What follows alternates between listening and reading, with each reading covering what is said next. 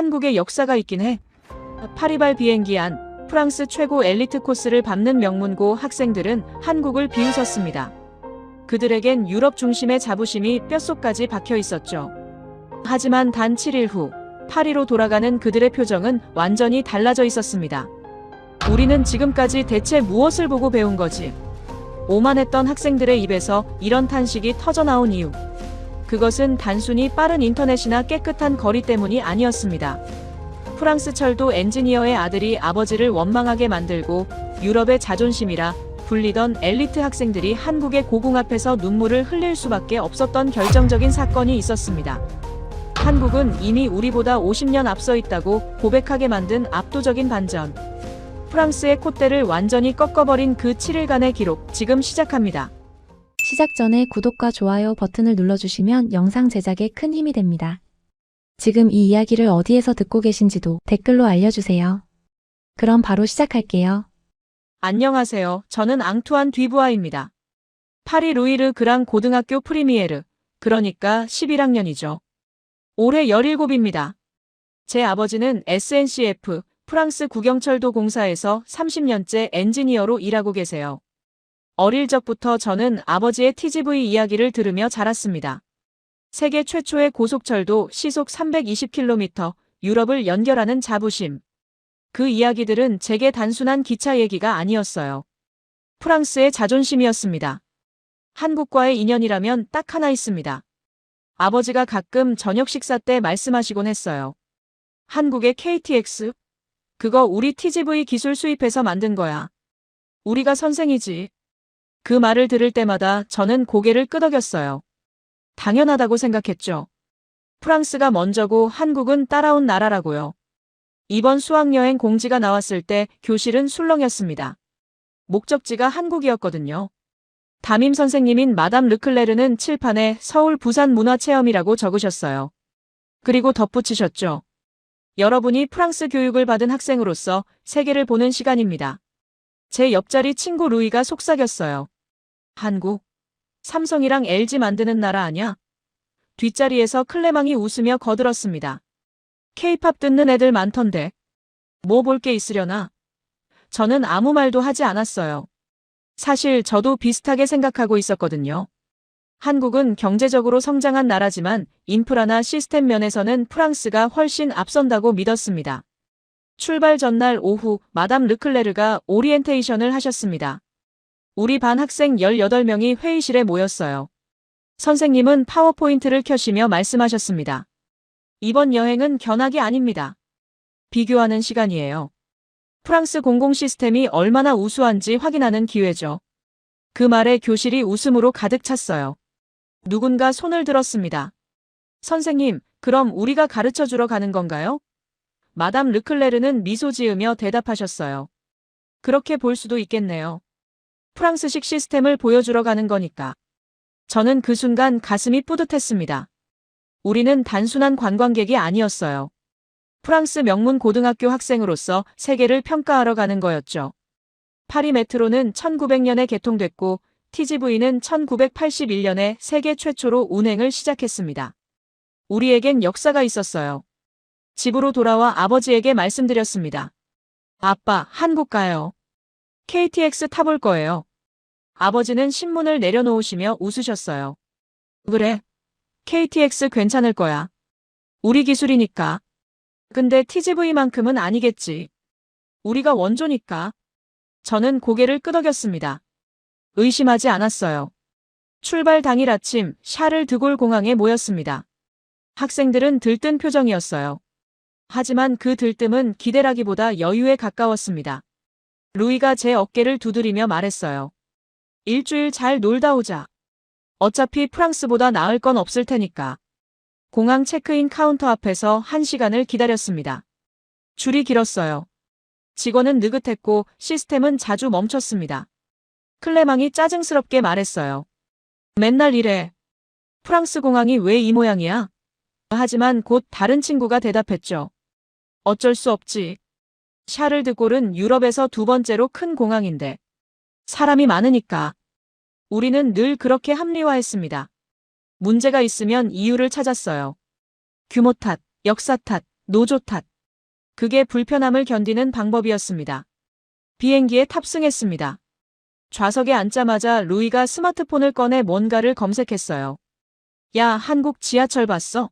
노선도 엄청 복잡하던데. 옆에서 엠마가 대답했습니다. 복잡한 게 좋은 건 아니잖아. 파리 메트로가 훨씬 효율적이야. 저는 창밖을 보며 생각했습니다. 파리 메트로는 정말 효율적일까? 사실 저는 매일 메트로를 타면서 불편함을 느꼈어요. 낙서투성이 벽 고장난 에스컬레이터, 자주 지연되는 열차. 하지만 그게 문제라고 생각하지 않았습니다. 120년 역사를 가진 시스템이니까 당연하다고 여겼어요. 비행기가 이륙했습니다. 12시간 비행이었어요. 학생들은 영화를 보거나 잠을 잤습니다. 저는 잠이 오지 않아 창밖만 바라봤어요. 구름 위로 펼쳐진 하늘은 끝이 없었습니다. 옆자리 클레망이 말을 걸어왔어요. 앙투안, 너네 아버지 TGV 엔지니어시잖아. KTX는 어때? 저는 아버지에게 들었던 말을 그대로 전했습니다. TGV 기술 수입한 거래.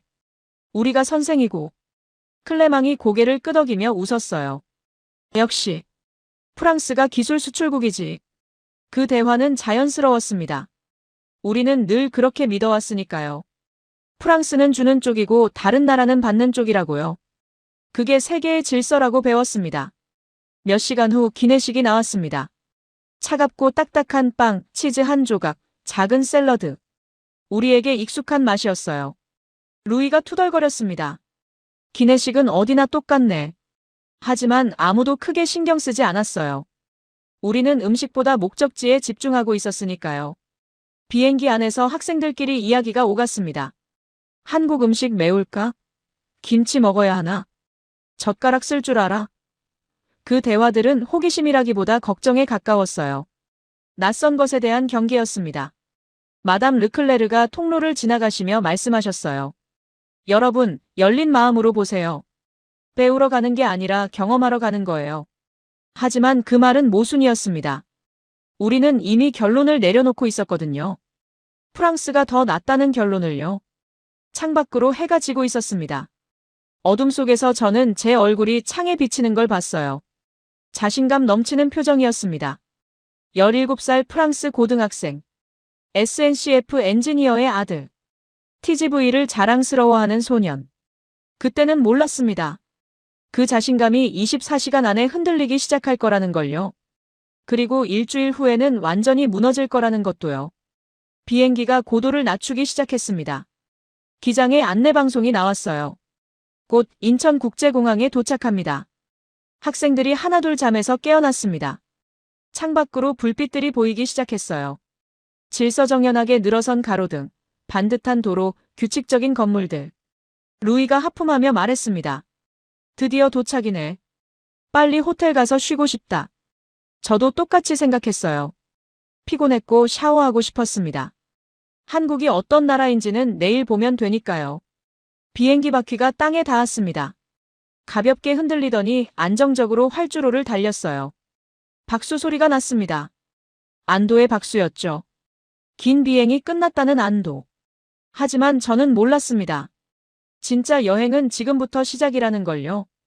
그리고 이 여행이 제 생각을 완전히 바꿔놓을 거라는 것도요. 기내 방송이 다시 나왔습니다. 인천국제공항에 오신 것을 환영합니다. 그 멘트는 단순한 인사말이었어요. 하지만 나중에 생각해보니 그건 경고였습니다. 너희가 알던 세계와는 다르다는 조용한 경고였죠. 학생들이 짐을 챙기기 시작했습니다. 저도 배낭을 메고 통로로 나왔어요. 앞에서 클레망이 말했습니다. 자, 이제 프랑스식 시스템이 얼마나 우수한지 확인하러 가볼까? 그 말에 몇몇 학생들이 웃었어요. 우리는 자신만만했습니다. 프랑스 명문 고등학교 학생들. 세계를 평가할 자격이 있다고 믿는 17살들. TGV와 메트로를 자랑스러워하는 아이들. 비행기 문이 열렸습니다. 복도를 걸어 공항 안으로 들어섰어요. 그 순간부터 모든 게 달랐습니다. 예상과 달랐고 익숙함과 달랐습니다. 그리고 저는 깨닫기 시작했습니다. 우리가 가진 자신감은 비교에서 온 게 아니라 무지에서 왔다는 걸요. 보지 못했기 때문에 자신했고 경험하지 않았기 때문에 확신했던 겁니다. 인천국제공항 입국장으로 걸어가는 그 짧은 복도에서 저는 처음으로 불안을 느꼈습니다. 이유를 알 수 없는 불안. 뭔가 잘못 생각하고 있었던 게 아닐까 하는 의심. 하지만 곧 고개를 저었어요. 아니야, 프랑스가 최고야. 우리가 기준이야. 그렇게 스스로를 다독였습니다. 입국장 문이 열렸습니다. 그리고 그 문 너머에서 제 모든 확신은 시험대에 오르기 시작했습니다.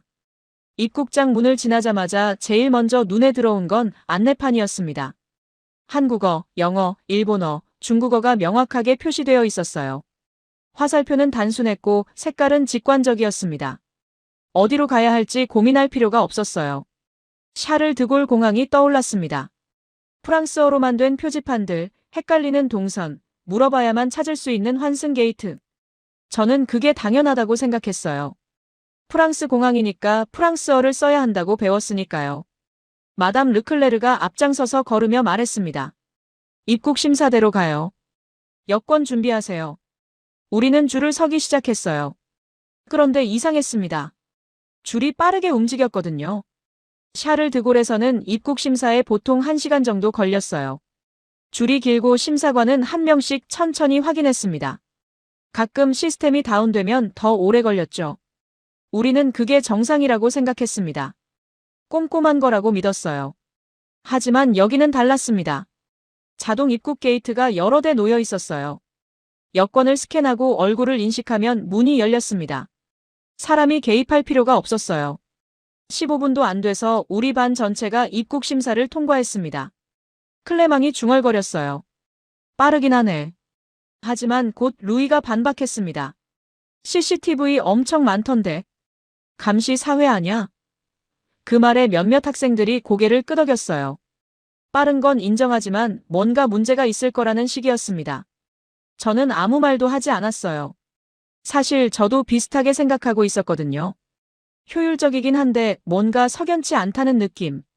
프랑스식 자유와는 다르다는 위화감. 짐을 찾으러 이동했습니다. 수화물 컨베이어 벨트 앞에 섰어요. 대형 스크린에 비행편 번호와 예상 도착 시간이 표시되어 있었습니다. 정확했어요. 5분 후라고 나왔는데 정말 5분 후에 짐이 나오기 시작했습니다. 샤를 드골에서는 짐 찾는 데만 30분씩 걸렸어요. 언제 나올지 모르니까 계속 기다려야 했습니다. 가끔 짐이 분실되기도 했죠. 저는 그게 대형 공항의 숙명이라고 생각했습니다. 엠마가 말했습니다. 와, 진짜 빠르다. 파리보다 훨씬 빠른데? 옆에서 클레망이 바로 끼어들었어요. 그래도 파리가 더 큰 공항이잖아. 규모가 다르니까. 그 말로 대화는 끝났습니다. 우리는 늘 그렇게 방어했어요. 세관을 통과하고 도착 로비로 나왔습니다. 넓고 밝았어요. 천장이 높았고 자연광이 들어왔습니다. 사람들은 많았지만 혼잡하지 않았어요. 동선이 명확했거든요. 마담 르클레르가 우리를 모았습니다. 공항철도를 타고 서울역으로 갈 거예요. 따라오세요. 우리는 선생님을 따라 지하로 내려갔습니다. 에스컬레이터는 작동했고 엘리베이터는 깨끗했어요. 공항철도 승강장에 도착했을 때 전광판을 봤습니다. 다음 열차 도착까지 3분. 그 다음 열차는 6분 후. 정확한 시간이 표시되어 있었어요. 파리 아리아를 떠올렸습니다. 곧 도착이라는 애매한 표시. 10분을 기다려도 오지 않는 열차. 우리는 그게 정상이라고 생각했어요. 3분 후 정말로 열차가 도착했습니다. 문이 열리고 사람들이 내렸어요. 질서정연했습니다. 내리는 사람이 다 내릴 때까지 기다렸다가 타는 사람들이 올라탔어요. 파리 메트로에서는 상상할 수 없는 풍경이었습니다. 우리도 열차에 올라탔습니다. 좌석은 깨끗했어요. 바닥에 쓰레기가 없었고 벽에 낙서가 없었습니다. 파리 메트로의 낙서투성이 벽이 떠올랐어요. 저는 그게 예술이라고 생각했었습니다. 거리 문화의 일부라고요. 하지만 지금 이 깨끗한 열차 안에 앉아 있으니 생각이 달라졌습니다. 낙서는 예술이 아니라 방치였던 거예요. 아무도 책임지지 않았기 때문에 생긴 결과였습니다. 열차가 출발했습니다. 부드러웠어요. 흔들림이 거의 없었습니다. 천장에 달린 스크린에 노선도가 표시되었어요. 현재 위치, 다음 역 환승 정보가 한눈에 들어왔습니다. 루이가 스마트폰을 꺼내 와이파이를 검색했어요. 공공 와이파이 잡히네. 비밀번호 없이? 몇몇 학생들이 동시에 연결을 시도했습니다. 다들 놀란 표정이었어요. 속도가 빨랐거든요. 저는 파리를 떠올렸습니다. 지하철에서 인터넷은 꿈도 못 꿨어요. 터널 안에서는 신호가 끊겼고 역에서만 간신히 연결됐습니다. 우리는 그게 당연하다고 생각했어요.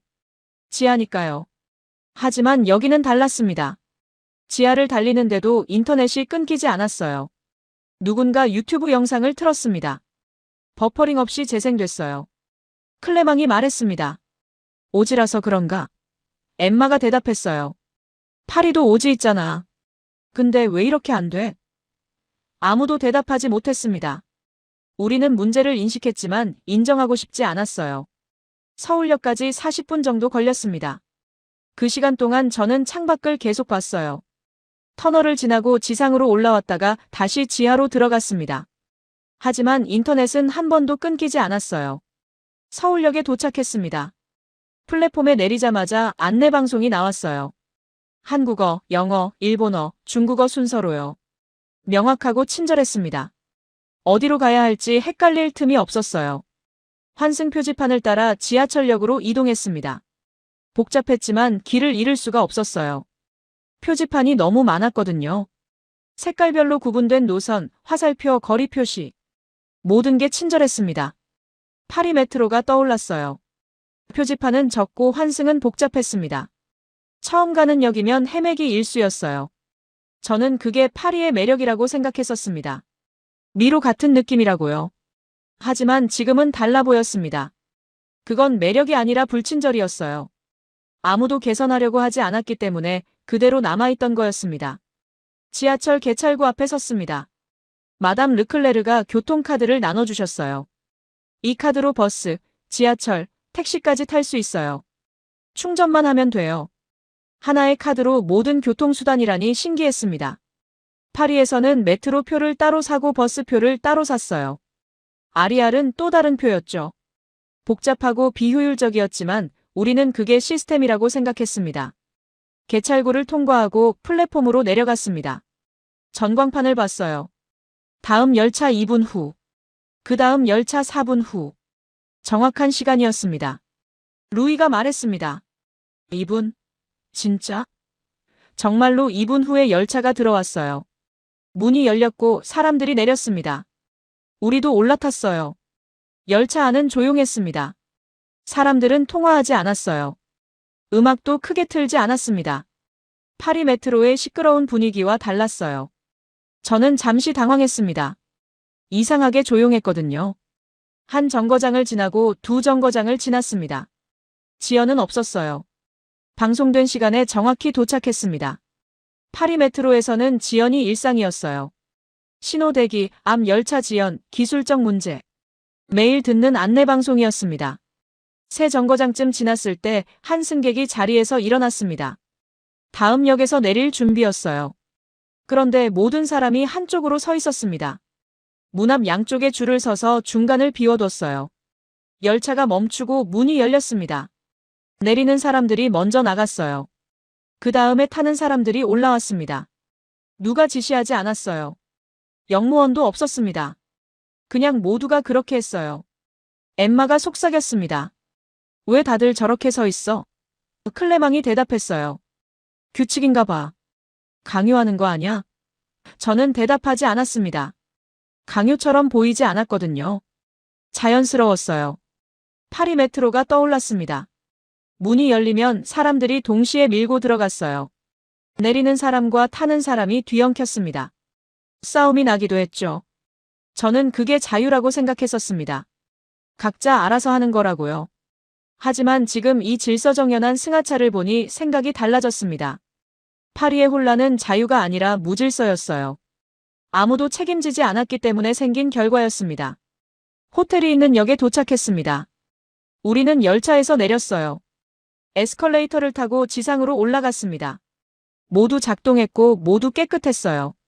밖으로 나오자 서울의 밤거리가 펼쳐졌습니다. 가로등은 밝았고 인도는 넓었어요. 사람들이 걷고 있었지만 위협적이지 않았습니다. 파리의 밤거리가 떠올랐어요. 어두운 골목, 조심해야 하는 구역, 소매치기 조심 경고. 저는 그게 대도시의 숙명이라고 생각했었습니다. 호텔로 걸어가는 10분 동안 저는 계속 주변을 봤습니다. 깨끗한 거리, 질서 있는 차량, 신호를 지키는 사람들. 모든 게 작동하고 있었어요. 클레망이 말했습니다. CCTV 엄청 많네. 감시 사회 확실해. 하지만 그 말은 힘이 없었어요. 방어적으로 들렸습니다. 뭔가 인정하고 싶지 않은 것을 억지로 부정하는 느낌이었죠. 호텔에 도착했습니다. 체크인은 빨랐어요. 키오스크에서 자동으로 할 수도 있었고 직원에게 받을 수도 있었습니다. 선택권이 있었어요. 방으로 올라가는 엘리베이터 안에서 루이가 말했습니다. 공항부터 여기까지. 솔직히 시스템은 괜찮은 것 같아. 하지만 곧 덧붙였어요. 아직 첫날이니까. 내일 보면 알겠지. 방에 들어와 침대에 누웠습니다. 피곤했어요. 하지만 잠이 오지 않았습니다. 오늘 본 것들이 계속 머릿속을 맴돌았거든요. 15분 만에 끝난 입국 심사. 3분 간격으로 오는 지하철. 끊기지 않는 인터넷. 깨끗한 열차. 정확한 시간. 질서정연한 승하차. 저는 이불을 덮으며 생각했습니다. 이건 뭔가 다르다고요. 프랑스와는 다른 방식이라고요. 하지만 인정하고 싶지 않았어요. 아직은요. 창밖으로 서울의 불빛이 보였습니다. 질서정연했어요. 반듯했습니다. 파리의 낭만적인 불빛과는 달랐어요. 저는 눈을 감았습니다. 내일이면 프랑스가 더 낫다는 걸 확인할 수 있을 거라고 믿으며요. 하지만 마음 한구석에서는 알고 있었습니다. 그 확신에 이미 금이 가기 시작했다는 걸요. 첫날 밤은 그렇게 지나갔습니다. 조용한 의심과 함께요. 둘째 날 아침, 우리는 서울의 한 공립고등학교를 방문했습니다. 마담 르클레르가 며칠 전에 연락을 해두셨대요. 한국 학생들과 교류하는 시간이라고 했습니다. 버스에서 내리자 교문이 보였어요. 서울고등학교라는 간판이 걸려 있었습니다. 평범해 보였어요. 특별할 것 없는 건물이었죠. 루이가 말했습니다. 우리 학교보다 작네. 교감 선생님이 우리를 맞아주셨습니다. 한국어와 영어를 섞어 인사하셨어요. 환영합니다. 오늘 우리 학생들과 함께 점심 드실 거예요. 급식이라는 단어에 학생들이 웅성거렸습니다. 클레망이 속삭였어요. 급식? 그거 맛없기로 유명하잖아. 프랑스에서 학교 급식은 최악이었습니다. 차가운 빵에 치즈 한 조각, 시든 샐러드가 전부였어요. 그래서 대부분 학생들이 도시락을 싸왔죠. 저도 매일 어머니가 싸주신 샌드위치를 먹었습니다. 오전 시간에 우리는 교실을 구경했어요. 수업이 진행 중이었습니다. 학생들은 조용히 앉아 있었고 교사는 칠판에 수식을 적고 있었어요. 특별한 건 없었습니다. 쉬는 시간이 되자 학생 몇 명이 다가왔어요. 어디서 왔어요? 프랑스 재밌어요? 영어로 대화했습니다. 어색했지만 친절했어요. 한 한국 학생이 물었습니다. 점심 같이 먹어요? 우리는 고개를 끄덕였어요. 별 기대는 없었습니다. 어차피 학교 급식은 다 똑같을 테니까요. 12시가 되자 종이 울렸습니다. 학생들이 일어나 복도로 나갔어요. 우리도 따라갔습니다. 급식실로 가는 길이었어요. 줄을 서서 이동했는데 아무도 뛰지 않았습니다. 질서정연했어요. 급식실 입구에 메뉴판이 걸려 있었습니다. 오늘 메뉴 된장찌개, 제육볶음, 시금치나물, 배추김치, 깍두기, 과일. 사진도 함께 있었어요. 엠마가 말했습니다. 이게 다 나온다고? 식판을 받았습니다. 스테인리스 식판에 칸이 여러 개 나뉘어 있었어요. 조리실 앞에 서자 직원분들이 음식을 담아주셨습니다. 메인 반찬, 국밥, 김치, 나물이 차례로 올라갔어요. 저는 식판을 들고 자리로 갔습니다. 앉아서 식판을 내려놓는 순간 루이가 말했어요. 이거 진짜 많은데? 맞았습니다. 양이 많았어요. 그리고 무엇보다 따뜻했습니다. 국뚜껑을 열었어요. 김이 모락모락 났습니다. 갓 끓인 된장찌개였어요. 한 숟가락 떠서 맛을 봤습니다. 뜨겁고 진했어요. 집에서 먹는 수프 같았습니다. 제육볶음을 먹어봤어요. 매웠지만 맛있었습니다. 밥과 함께 먹으니 괜찮았어요. 옆에서 클레망이 계속 먹고 있었습니다. 말없이요. 우리 반 학생들이 조용히 식사하고 있었어요. 평소 시끄럽던 아이들이 말을 잊은 것처럼 먹기만 했습니다. 루이가 과일까지 다 먹고 나서야 말했어요. 이게 매일 나온다고? 옆자리 한국 학생이 대답했습니다. 네, 매일요. 메뉴는 날마다 달라요. 영양사 선생님이 짜세요. 엠마가 놀란 표정으로 물었어요. 공짜야? 한국 학생이 웃으며 말했습니다. 무상급식이에요. 무상급식. 그 단어가 제 머릿속에서 맴돌았습니다. 프랑스에서는 상상할 수 없는 일이었어요. 학교 급식은 개인이 돈을 내거나 도시락을 싸와야 했습니다. 국가가 책임지는 건 아니었죠. 알레르기 있으면 따로 메뉴도 나와요. 한국 학생이 덧붙였습니다. 클레망이 물었어요. 진짜? 개인별로? 네, 신청하면 돼요. 저는 식판을 보며 생각했습니다. 이건 단순한 식사가 아니었어요. 시스템이었습니다. 국가가 학생들의 건강을 책임진다는 시스템이었죠. 식사를 마치고 일어났습니다. 한국 학생들이 식판을 들고 한쪽으로 갔어요. 우리도 따라갔습니다.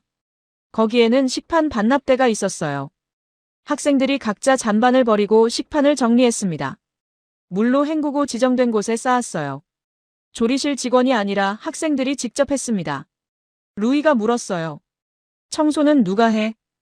한국 학생이 대답했습니다. 우리요. 당번제로 돌아가면서요. 억지로 시키는 거야? 아니요, 우리가 쓴 거니까 우리가 치우는 거죠. 그 짧은 대답이 제게 충격이었습니다. 당연하다는 듯 말하는 태도. 의무가 아니라 자연스러운 일로 받아들이는 모습이었어요. 프랑스 학교에는 청소부가 있었습니다.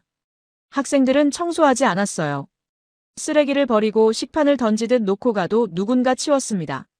저는 그게 당연하다고 생각했어요.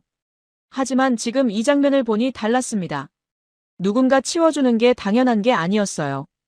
자기가 쓴 건 자기가 치우는 게 당연한 거였습니다. 급식실을 나오는 길에 엠마가 말했습니다. 저 급식. 솔직히 우리보다 나은 것 같아. 클레망이 바로 반박했어요. 그래도 프랑스 음식이 더 맛있잖아. 하지만 그 말은 힘이 없었어요. 오후에 운동장을 지나갔습니다. 학생 몇 명이 비를 쓸고 있었어요. 청소당번인 것 같았습니다. 마담 르클레르가 물었어요. 선생님이 시킨 건가요? 한국 교사가 대답했습니다. 아니요, 당번표에 따라 학생들이 알아서 해요. 버스로 돌아오는 길 학생들은 조용했습니다. 루이가 창밖을 보며 말했어요. 여기는 학생들을 어른 취급하는 것 같아. 맞는 말이었습니다. 믿고 맡기는 거였어요. 프랑스에서는 학생을 통제했습니다. 규칙으로 묻고 감시했어요. 자유를 말하면서도 실제로는 믿지 않았던 겁니다. 저는 노트에 적었습니다. 급식은 복지다. 청소는 책임이다. 한국은 둘 다 학생에게 준다. 그리고 질문을 덧붙였어요. 프랑스는 무엇을 주는가? 대답이 나오지 않았습니다. 호텔로 돌아와서도 계속 생각했어요. 따뜻한 밥, 매일 다른 메뉴, 개인별 알레르기 대응, 그리고 자율적인 정리. 그날 저녁 학생들끼리 모였습니다. 누군가 말했어요. 급식 때문에 프랑스가 후진국 같았어. 웃음이 나왔지만 씁쓸했습니다. 농담이 아니었거든요. 창밖으로 서울의 밤이 보였습니다. 저는 생각했어요. 내일은 무엇을 보게 될까? 그리고 그게 우리를 또 어떻게 바꿔놓을까? 셋째 날 저녁, 우리는 자유시간을 받았습니다. 마담 르클레르가 말씀하셨어요. 10시까지 호텔로 돌아오세요. 근처만 돌아다니고요. 학생들은 3355 나갔습니다. 저는 루이 클레망과 함께 호텔 근처를 걸었어요. 밤 9시였지만 거리는 밝았습니다. 사람들이 걷고 있었고 가게들은 불을 켜고 있었어요. 파리였다면 조심해야 할 시간이었습니다. 편의점이 보였습니다. GS25라는 간판이었어요. 들어가 보자고 했습니다. 자동문이 열리며 차인벨 소리가 났어요. 직원은 보이지 않았습니다. 안으로 들어가니 물건이 가득했어요. 음료수, 과자, 도시락, 라면. 선반은 정돈되어 있었고 가격표는 명확했습니다. 그런데 계산대에 사람이 없었어요. 클레망이 말했습니다. 무인 편의점인가 봐. 키오스크가 하나 서 있었어요. 화면을 터치하면 계산하는 방식이었습니다. 루이가 음료수를 하나 집어 시도해봤어요. 바코드를 스캔하니까 가격이 떴습니다. 카드로 결제하고 나왔어요. 신기하긴 한데. 일자리는? 클레망이 말했습니다. 프랑스에서 자동화는 늘 논쟁이었어요. 일자리를 빼앗는다고 반대했습니다. 하지만 여기서는 자연스러웠어요. 밖으로 나오는데 시계를 봤습니다. 밤 9시 반. 그런데 주변이 안전했어요. 여성들이 혼자 걷고 있었고 학생들이 편의점에 들어갔습니다. CCTV가 보였지만 위협적이지 않았어요. 파리의 밤 9시를 떠올렸습니다. 조심해야 하는 구역들, 가방을 꼭 쥐고 다녀야 하는 거리. 저는 그게 대도시의 숙명이라고 생각했었어요. 호텔로 돌아가는 길이었습니다. 횡단보도를 건너는데 루이가 갑자기 비틀거렸어요. 아! 소리와 함께 쓰러졌습니다. 계단을 잘못 디딘 거였어요. 우리는 황급히 달려갔습니다. 루이가 발목을 잡고 있었어요. 아파! 삔 것 같아. 얼굴이 일그러져 있었습니다. 심각해 보였어요. 클레망이 당황하며 말했습니다. 어떻게? 병원 가야 하나? 저는 스마트폰을 꺼내 검색했어요. 응급실이라고 쳤습니다. 가까운 병원이 나왔어요. 도보 5분 거리였습니다. 마담 르클레르에게 전화했습니다. 선생님이 택시를 불러주셨어요. 3분 만에 도착했습니다. 루이를 부축해서 태웠어요. 병원으로 향했습니다. 응급실에 도착했습니다. 밤 10시였지만 불은 환하게 켜져 있었어요. 접수대에 사람이 있었고 대기실에 환자들이 앉아 있었습니다. 마담 르클레르가 여권을 보여주며 설명했어요. 직원은 영어로 대답했습니다. 외국인이시죠? 여기 앉아서 기다리세요. 서류를 작성하는데 5분도 안 걸렸어요. 대기실에 앉았습니다. 파리 응급실이 떠올랐어요. 6시간 대기는 기본이었습니다. 복도에 사람들이 넘쳐났고 의사는 항상 부족했어요. 저는 그게 정상이라고 생각했었습니다. 15분 후 루이 이름이 불렸습니다. 루이? 우리는 깜짝 놀랐어요. 벌써요? 진료실로 들어갔습니다. 의사가 영어로 물었습니다. 어디가 아픈가요? 루이가 발목을 가리켰어요. 의사는 조심스럽게 만져보더니 말했습니다. 엑스레이 찍어봐야겠어요. 2층으로 가세요. 2층으로 올라갔습니다. 방사선과였어요. 대기 인원이 2명 있었습니다. 10분 후 루이 차례가 됐어요. 엑스레이 촬영은 5분 만에 끝났습니다. 다시 진료실로 돌아왔습니다. 의사가 화면을 보며 설명했어요. 뼈는 괜찮습니다. 인대가 늘어난 거예요. 2주 정도면 나아요. 처방전을 끊어주고 보조기를 채워줬습니다. 처방전을 들고 1층 약국으로 갔습니다. 약사가 약을 조제해줬어요. 소염제와 파스였습니다. 10분 만에 받았어요. 계산대로 갔습니다. 직원이 말했어요.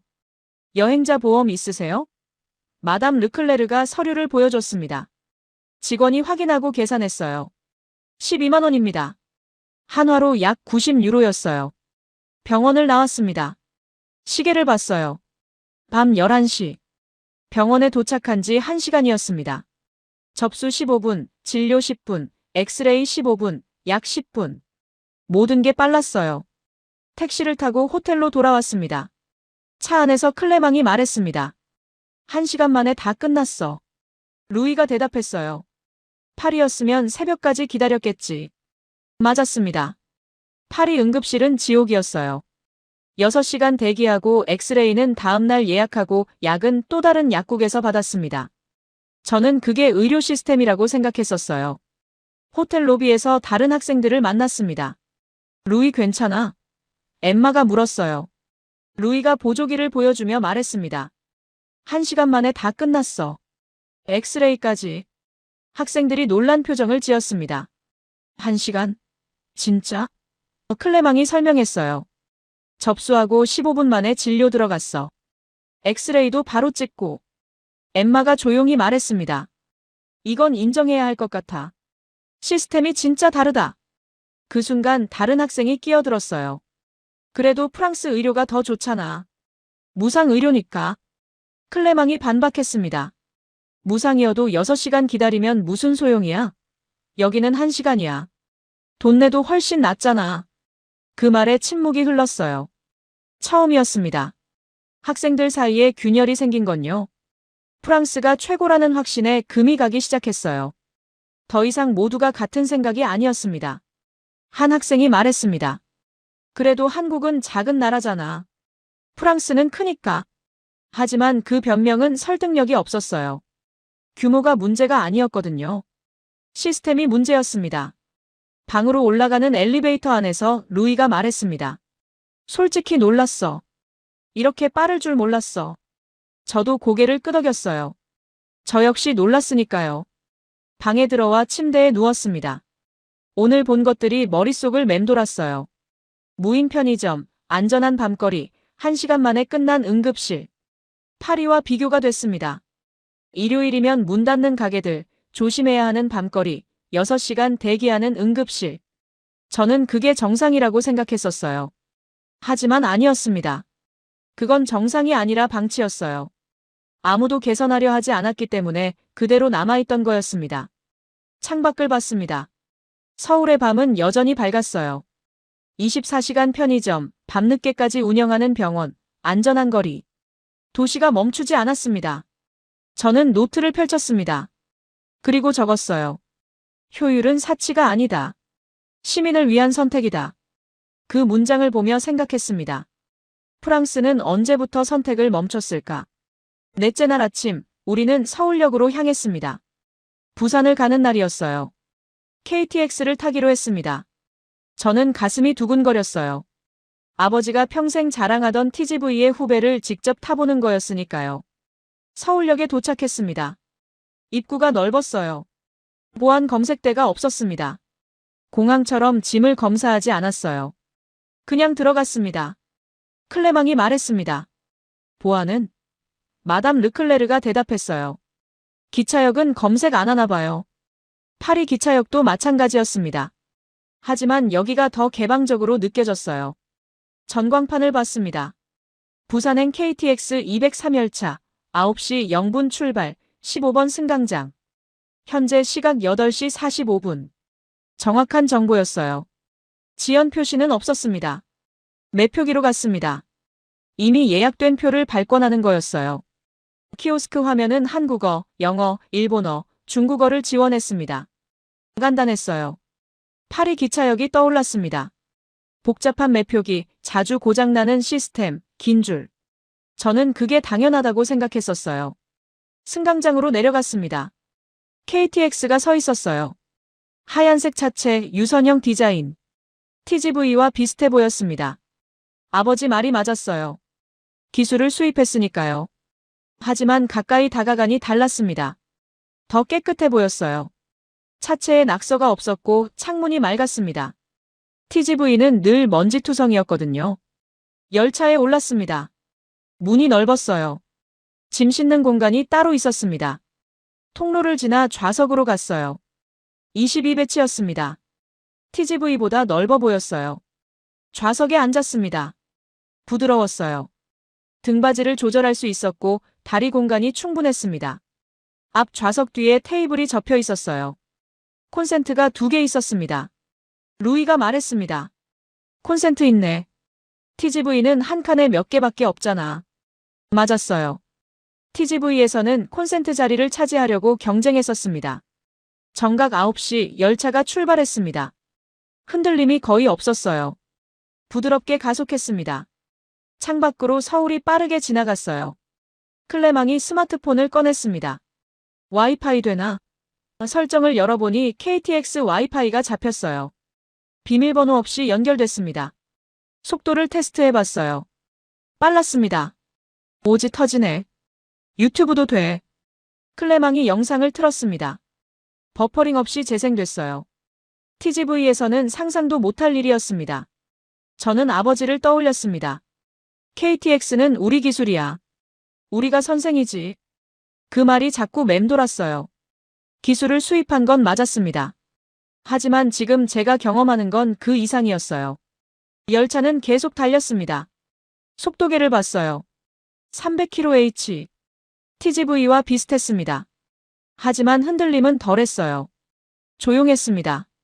화장실에 가봤습니다. 깨끗했어요. 휴지가 충분히 있었고 비누도 있었습니다. 냄새가 나지 않았어요. TGV 화장실은 늘 고장나 있었거든요. 문이 안 잠기거나 물이 안 나왔습니다. 자리로 돌아와 앉았습니다. 엠마가 창밖을 보고 있었어요. 터널 들어갔는데도 인터넷 돼. 맞았습니다. 신호가 끊기지 않았어요. 파리에서 TGV를 탈 때를 떠올렸습니다. 도시를 벗어나면 인터넷이 끊겼어요.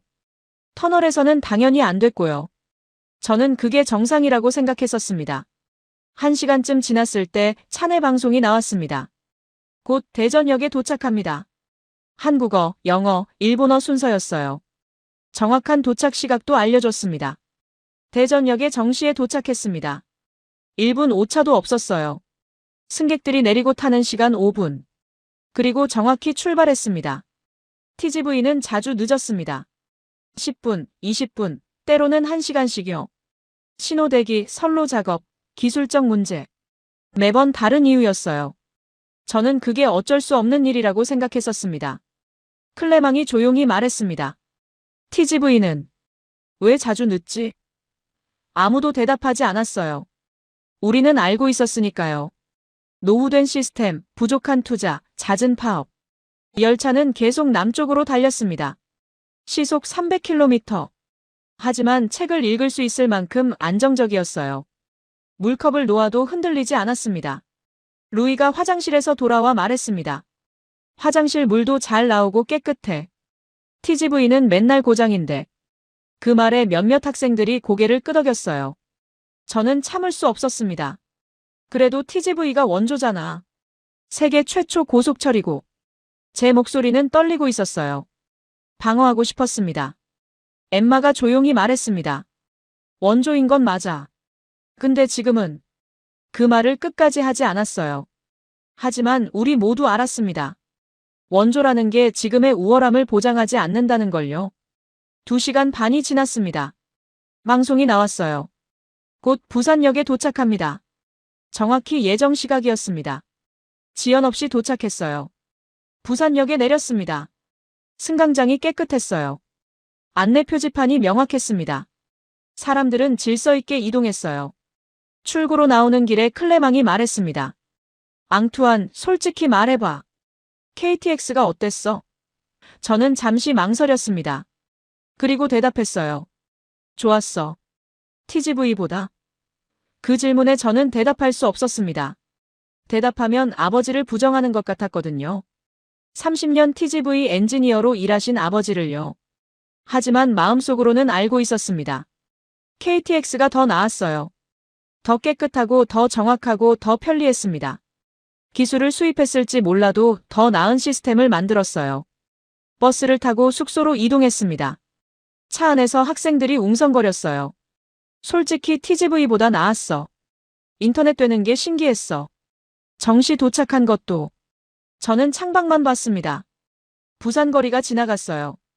깨끗한 도로, 질서 있는 차량, 정비된 인도. 모든 게 작동하고 있었습니다. 그날 밤 호텔방에서 저는 아버지에게 문자를 보냈습니다. 아빠, KTX 탔어요. 좋았어요. 그리고 지우고 다시 썼습니다. 아빠, KTX 탔어요. 뒤에 아무 말도 붙이지 않았어요. 아버지에게서 답장이 왔습니다. 그래. 우리 기술이니까 좋을 거야. 저는 답장하지 못했습니다. 뭐라고 말해야 할지 몰랐거든요. 침대에 누워 천장을 봤습니다. TGV, 세계 최초 고속철. 프랑스의 자부심. 아버지의 자랑. 하지만 지금은 낡았고 느렸고 자주 고장났습니다. 반면 KTX는 나중에 시작했지만 더 나아갔어요. 멈추지 않고 개선했습니다. 원조라는 자부심에 안주하지 않았어요. 저는 그때 깨달았습니다. 먼저 시작한 게 중요한 게 아니라 계속 나아가는 게 중요하다는 걸요. 프랑스는 멈췄고 한국은 달렸습니다. 5째 날 아침, 부산 숙소에서 일어났습니다. 창밖으로 바다가 보였어요. 해운대였습니다.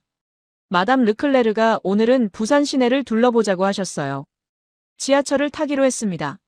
서면역으로 가는 길이었어요. 호텔에서 나와 지하철역으로 걸어갔습니다. 표지판은 서울과 똑같이 친절했어요. 역에 들어섰습니다. 깨끗했어요. 서울 지하철과 다르지 않았습니다. 엠마가 말했습니다. 부산은 지방 도시잖아. 근데 왜 이래? 맞았어요. 우리가 생각한 지방 도시가 아니었습니다. 파리를 제외한 프랑스 지방 도시들이 떠올랐습니다. 리옹, 마르세유, 툴루즈. 대도시라고 하지만 인프라는 낙후되어 있었어요. 지하철은 낡았고 버스는 자주 지연됐습니다. 개찰구를 통과했습니다. 서울에서 받은 교통카드가 그대로 작동했어요. 클레망이 놀라며 말했습니다. 서울카드가 부산에서도 돼. 당연하다는 듯 기계가 삑소리를 냈습니다. 프랑스에서는 상상할 수 없는 일이었어요. 파리 메트로 카드는 파리에서만 썼습니다. 리옹 가면 새 카드를 사야 했고 마르세유 가면 또 새로 사야 했어요. 통합이 안 되어 있었습니다. 플랫폼으로 내려갔습니다. 전광판을 봤어요. 다음 열차 3분 후. 서울과 똑같았습니다. 정확한 시간 표시였어요. 루이가 말했습니다. 여기도 배차가 이렇게 짧아?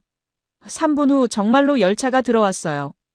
문이 열리고 사람들이 질서 있게 승하차했습니다. 서울에서 본 그대로였어요. 열차에 올랐습니다. 좌석 상태, 청결도, 안내방송 시스템. 모든 게 서울 수준이었어요. 지방이라고 해서 낮은 수준이 아니었습니다. 저는 마르세유를 떠올렸습니다. 프랑스 제2의 도시였어요. 하지만 메트로는 오래되었고 자주 고장났습니다. 파리에 비하면 한참 뒤떨어진 느낌이었어요. 프랑스는 파리만 좋잖아. 지방은 다 낙후되어 있고. 엠마가 조용히 말했습니다. 아무도 반박하지 않았어요. 사실이었으니까요. 서면역에 도착했습니다. 번화가였어요. 사람들이 많았지만 혼잡하지 않았습니다.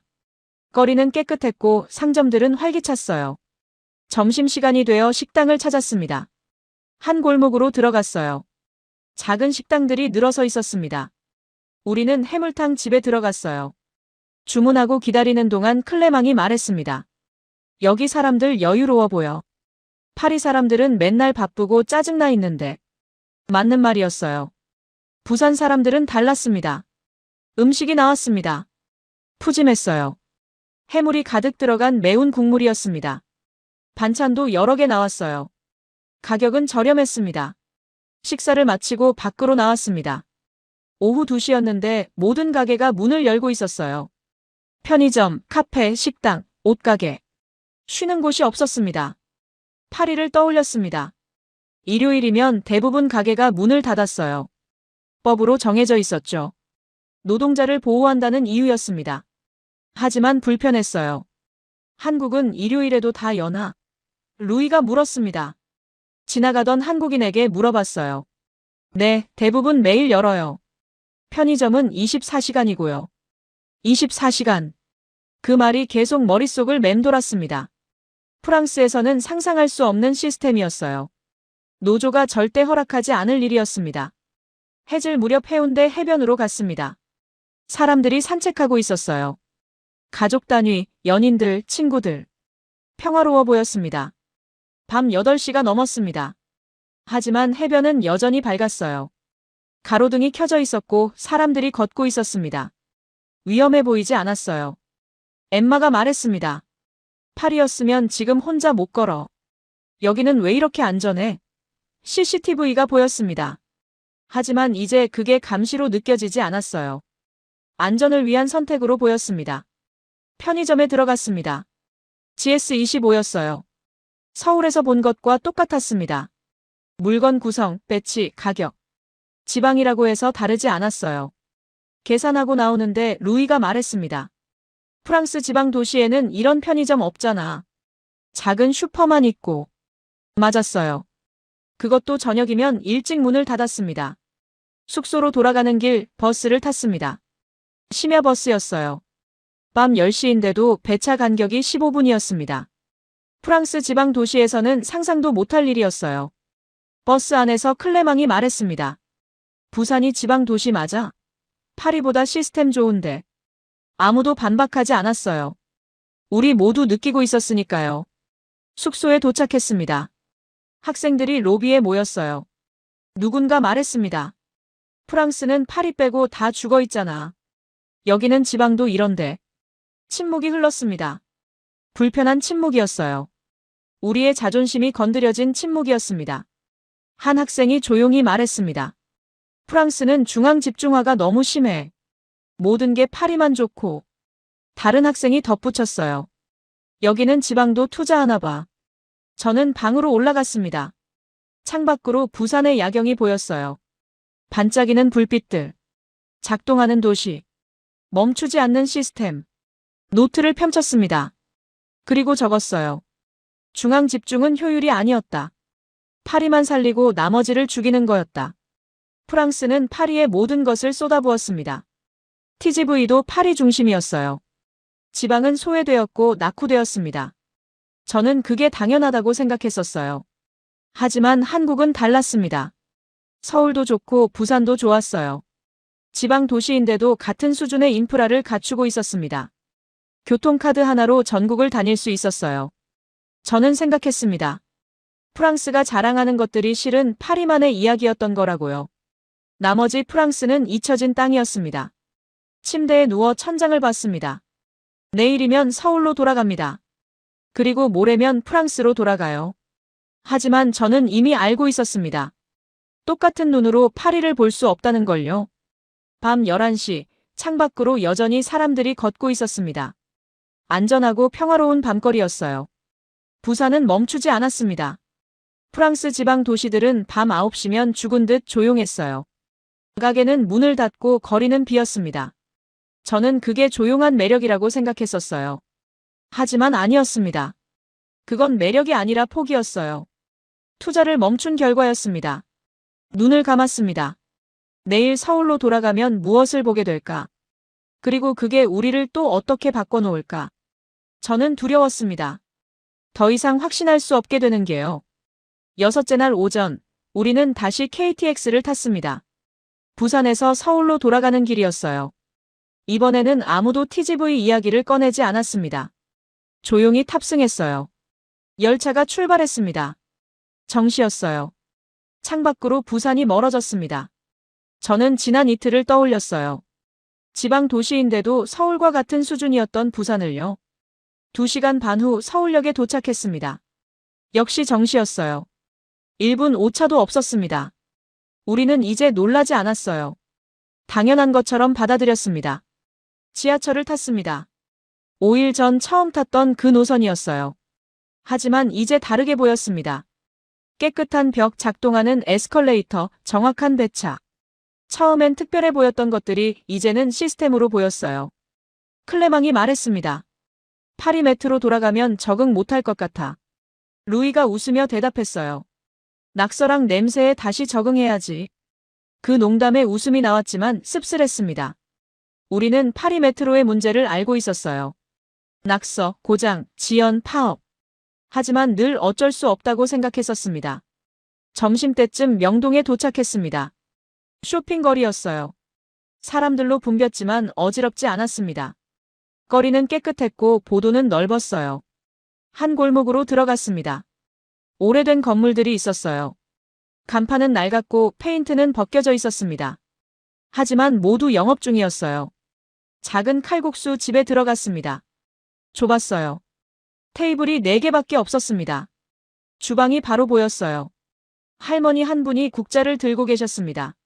메뉴는 간단했어요. 칼국수, 만두. 2가지뿐이었습니다. 우리는 칼국수를 주문했어요. 할머니가 직접 면을 뽑기 시작했습니다. 손놀림이 빨랐어요. 익숙한 동작이었습니다. 몇십 년을 반복한 솜씨였어요. 옆에서 젊은 여성이 그릇을 준비하고 있었습니다. 딸인 것 같았어요. 10분 후 칼국수가 나왔습니다. 뜨끈했어요. 면은 쫄깃했고 국물은 깊었습니다. 값은 5,000원이었어요. 사유로도 안 되는 가격이었습니다. 엠마가 조용히 말했습니다. 이 할머니 얼마나 오래 하신 거래? 옆 테이블 손님에게 물어봤어요. 50년 넘었대요. 전쟁 끝나고 시작하셨다고. 50년. 그 숫자가 무겁게 다가왔습니다. 전쟁이 끝난 폐허에서 시작해서 50년을 한자리에서요. 멈추지 않고 계속했습니다. 밖으로 나왔습니다. 골목을 걸었어요. 낡은 빵집, 오래된 철물점, 손때 묻은 문구점. 모두 영업 중이었습니다. 화려한 백화점 옆에서 묵묵히 자리를 지키고 있었어요. 루이가 말했습니다. 저 사람들은 멈추지 않았네. 전쟁 후에도 가난해도. 맞았어요. 그들은 포기하지 않았습니다. 파리가 떠올랐습니다. 오래된 가게들은 사라지고 프랜차이즈만 남았어요. 임대료를 못 이겨 문을 닫은 빵집들, 체인점에 밀려난 정육점들. 저는 그게 시대의 흐름이라고 생각했었습니다. 하지만 여기는 달랐어요. 오래된 가게들이 여전히 살아있었습니다. 새로운 것과 공존하고 있었어요. 누군가 그들을 지켜주고 있었습니다. 오후에 한강공원에 갔습니다. 넓었어요. 자전거 도로가 따로 있었고 산책로가 잘 정비되어 있었습니다. 사람들이 운동하고 쉬고 있었어요. 벤치에 앉았습니다. 강물이 흘렀고 다리가 보였어요. 평화로웠습니다. 오후 5시였는데도 안전해 보였어요. 클레망이 말했습니다. 파리는 센 강변 밤에 못 가잖아. 여기는 밤에도 사람 많대. 맞았어요. 우리는 밤에 센 강변을 피했습니다. 위험했으니까요. 해가 지기 시작했습니다. 가로등이 하나씩 켜졌어요. 사람들은 계속 걷고 있었습니다. 조깅하는 사람, 자전거 타는 사람, 돗자리 펴고 앉은 가족들. 엠마가 조용히 말했습니다. 이 나라 사람들은 공공공간을 믿는 것 같아. 안전하다고 믿으니까 밤에도 나와 있는 거잖아. 맞는 말이었어요. 믿음이었습니다. 시스템에 대한 믿음, 안전에 대한 믿음, 서로에 대한 믿음. 그 믿음이 이 도시를 24시간 작동하게 만들었어요. 프랑스는 믿음이 없었습니다. 정부를 믿지 않았고 시스템을 믿지 않았어요. 그래서 파업했고 항의했습니다. 저는 그게 민주주의라고 생각했었어요. 하지만 이제 생각이 달라졌습니다. 파업은 민주주의가 아니었어요. 신뢰의 부재였습니다. 시스템이 작동하지 않으니까 거리로 나온 거였어요. 밤 8시 숙소로 돌아가는 지하철을 탔습니다. 여전히 사람들로 붐볐어요. 하지만 질서 있었습니다. 내리는 사람 먼저, 타는 사람 나중에. 5일 전 처음 봤을 때 이상했던 그 모습이 이제는 당연해 보였습니다.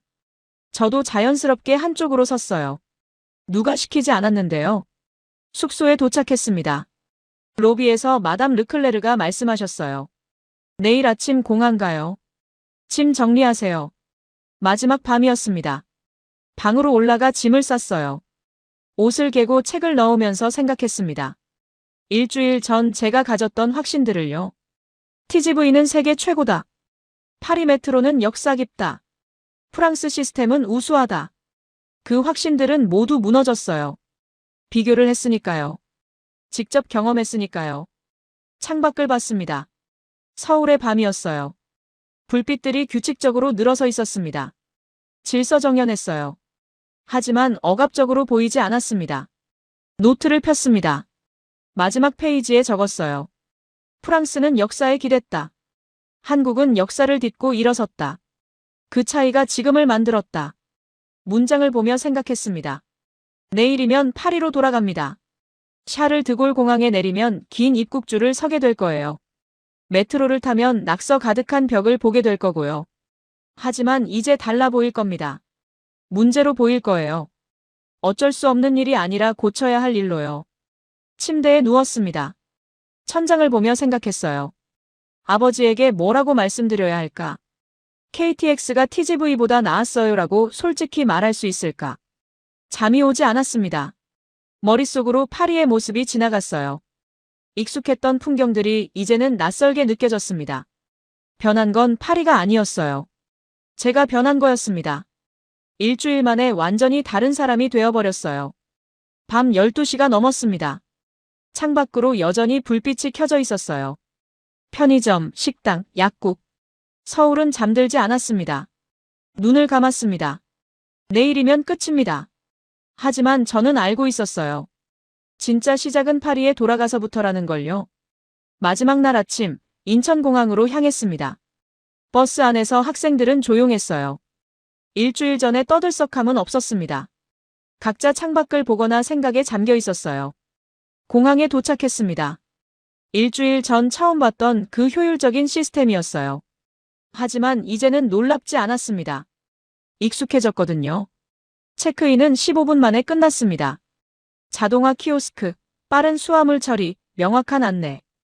모든 게 작동했어요. 클레망이 말했습니다. 팔이 돌아가면 1시간 걸리겠지. 출국 심사도 빨랐습니다. 자동 게이트로 통과했어요. 면세구역으로 들어갔습니다. 깨끗하고 넓었어요. 상점들이 질서 있게 배치되어 있었습니다. 루이가 편의점에 들어갔습니다. 마지막으로 삼각김밥을 사려고요. 이거 파리에는 없잖아. 맞았어요. 24시간 편의점, 삼각김밥, 즉석식품. 프랑스에는 없는 것들이었습니다. 탑승 시간까지 1시간이 남았습니다. 우리는 대기실에 앉았어요. 학생들이 하나둘 말을 꺼내기 시작했습니다. 솔직히 말해봐. 한국이 어땠어? 엠마가 물었습니다.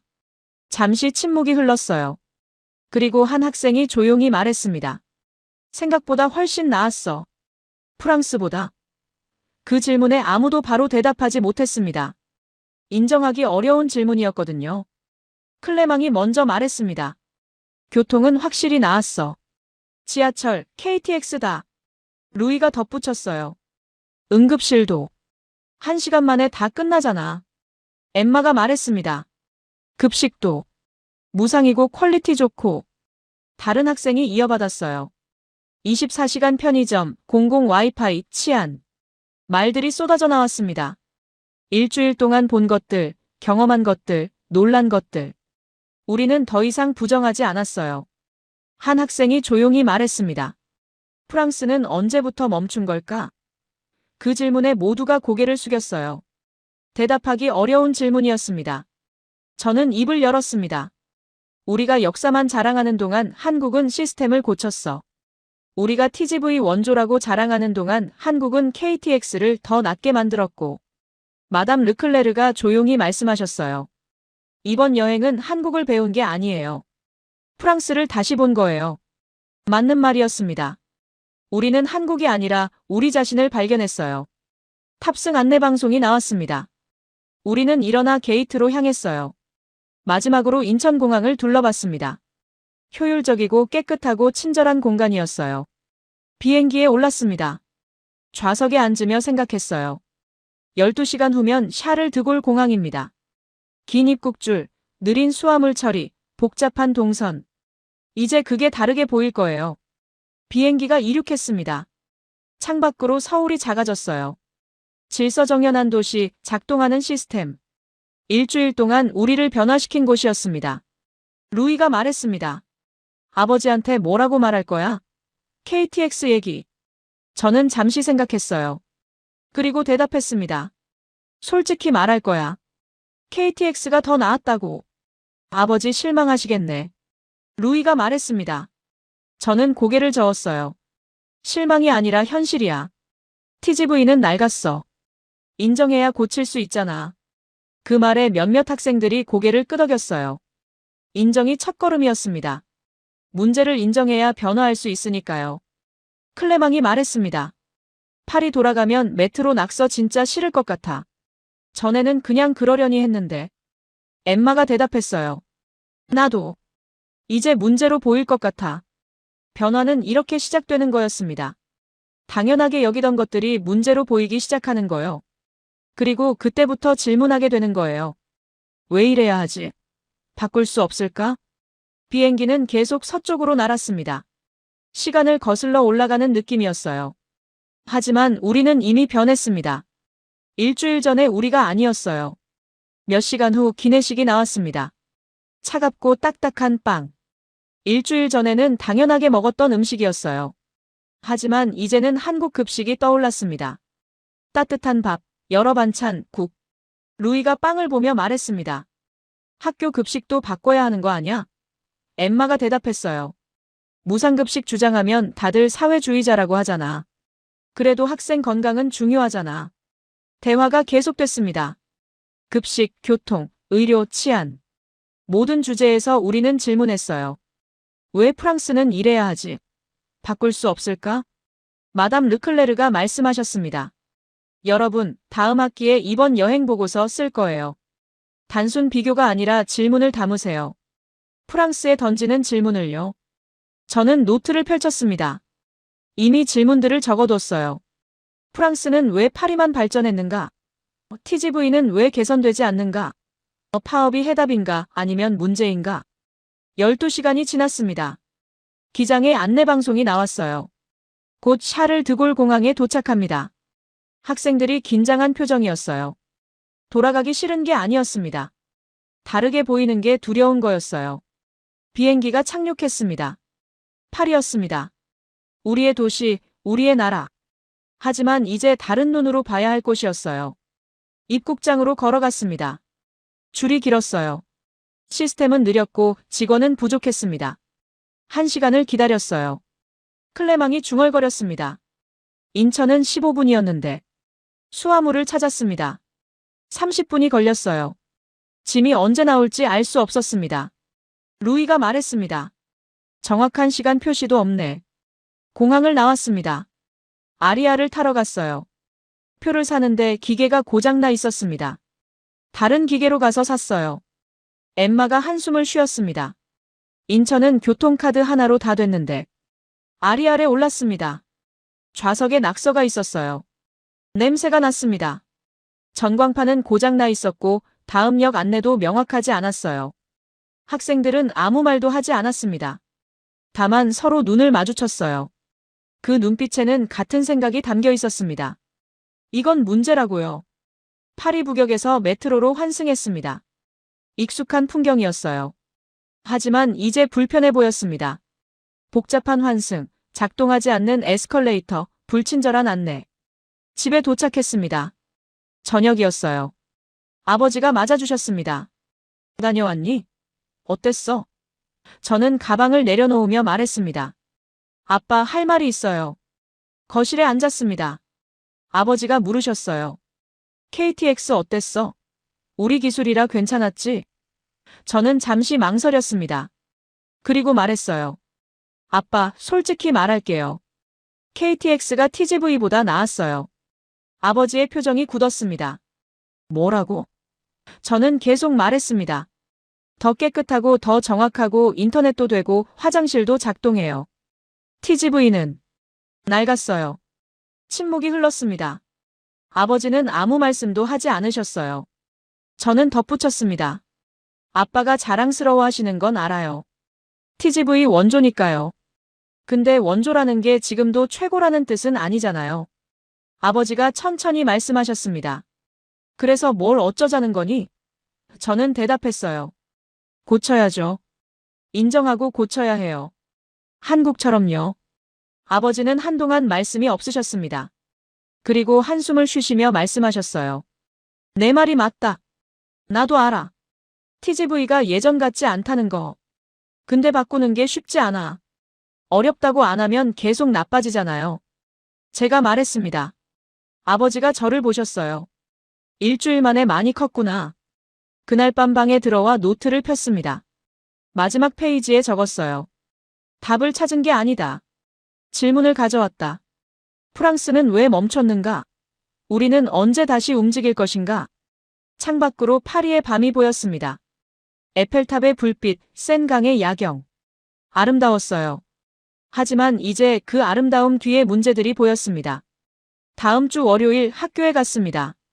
친구들이 물었어요. 한국 어땠어? 저는 대답했습니다. 생각보다 훨씬 나았어. 아니, 솔직히 우리보다 나았어. 교실이 조용해졌습니다. 그리고 한 친구가 물었어요. 진짜? 뭐가? 저는 설명하기 시작했습니다. 지하철, KTX, 급식, 응급실, 24시간 시스템. 점점 더 많은 학생들이 모여들었어요. 질문이 쏟아졌습니다. 저는 대답하면서 깨달았어요. 변화는 이렇게 시작되는 거라고요. 한 사람의 경험이 질문이 되고 그 질문이 다른 사람들에게 퍼지는 거라고요. 그날 이후 저는 달라졌습니다. 메트로를 탈 때마다 생각했어요. 왜 이래야 하지? 아리아리 지연될 때마다 물었습니다. 바꿀 수 없을까? 변화는 불만이 아니라 질문에서 시작됩니다. 그리고 저는 이제 질문할 줄 알았어요. 일주일 동안 한국이 가르쳐준 가장 큰 교훈이었습니다. 프랑스는 위대합니다. 역사도 깊고 문화도 풍부해요. 하지만 그게 지금도 최고라는 뜻은 아니에요. 멈춘 자리에서는 뒤처지게 되어 있으니까요. 한국은 우리에게 경고였습니다. 멈추지 말라는 조용한 경고. 역사에 기대지 말라는 냉정한 조언. 그리고 저는 그 경고를 가슴에 새겼습니다. 언젠가 프랑스도 다시 움직일 거예요. 질문하는 사람들이 많아지면요. 그리고 그 시작은 일주일간의 수학여행에서 온 17살 학생의 작은 질문일지도 모릅니다.